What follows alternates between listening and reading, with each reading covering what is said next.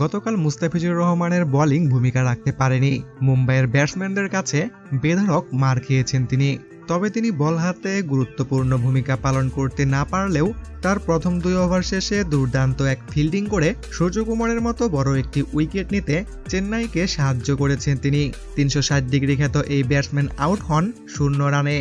মুস্তাফিজের এমন ক্যাচ দেখে অবাক হয়ে যান ধারাভাষ্যকাররা।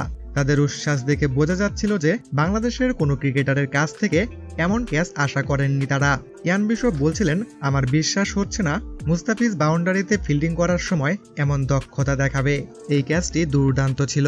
পাশে থাকা আরেক ধারাভাষ্যকার বলেন, এটা আজকের ম্যাচের অন্যতম সেরা একটি ক্যাচ। 4 ওভারে 55 রান খরচে কিছুটা তো খুশি থাকবেই চেন্নাই। 3 ওভার শেষেও দেখা যায় ধোনি ফিজের দিকে এগিয়ে আসেন তাকে কিছু টিপস দিতে। দেখা যাক ফিজকে এখন পরবর্তী ম্যাচে একাদশে রাখে নাকি তারা।